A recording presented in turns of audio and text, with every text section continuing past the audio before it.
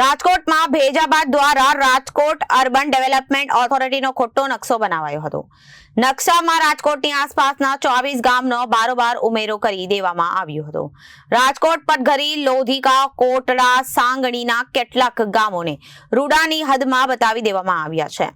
ગ્રામ્ય વિસ્તારમાં જમીનોના ભાવ ઉચકાય તે માટે નકશામાં છેડા કરાયા હતા.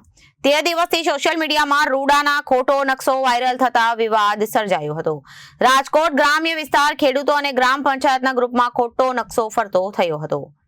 સમગ્ર મામલે રૂડાના ચીફ એક્ઝિક્યુટિવ ઓફિસરનું નિવેદન સામે આવ્યું છે. તેમનું કહેવું છે કે આ પ્રકારનો વાયરલ નકશો 11 એપ્રિલની આસપાસના રૂડાના ધ્યાનમાં આવ્યો હતો. હકીકતમાં વર્ષે 2017 બાદ રૂડામાં કોઈ ગામ ઉમેરાયા ન હતા. આવા જ નકશા પર વિશ્વાસ ન કરવા તેમણે ખેડૂતો અને ગ્રામ્ય વિસ્તારના લોકોને અપીલ કરી છે. તો રેવન્યુ વકીલોને ગ્રુપમાં પણ નકશો વાયરલ થયો હતો. શંકાસ્પદ નકશા અંગે તપાસ કરતા તો એ ખોટો હોવાનું સામે આવ્યું છે.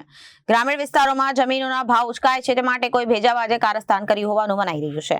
ત્યારે નકશો બનાવનારા વિરુદ્ધ કાયદાકીય પગલાં લેવાની પણ તજવીજ હાથ ધરાઈ છે.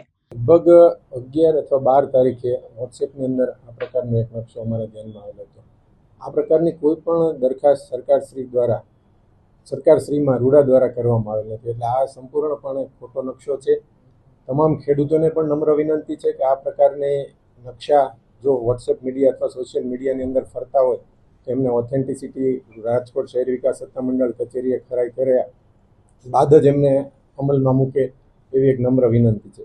સાથે સાથે જ્યારે રાજકોટ શહેર વિકાસ સત્તામંડળની અંદર વર્તમાન સમયની અંદર 48 ગામોનો સમાવેશ થયેલો છે. અને એ જે છે સરકારશ્રી દ્વારા ઓક્ટોબર 2017ની અંદર મેપ મંજૂર થયેલો છે. ત્યારબાદની કોઈ પણ પ્રક્રિયા રાજકોટ શહેર વિકાસ સત્તામંડળ દ્વારા કરવામાં આવેલ નથી. જેથી આ પ્રકારનું કૃત્ય અને રાજકોટ શહેર વિકાસ સત્તામંડળ સંપૂર્ણપણે વખોડી કાઢે છે.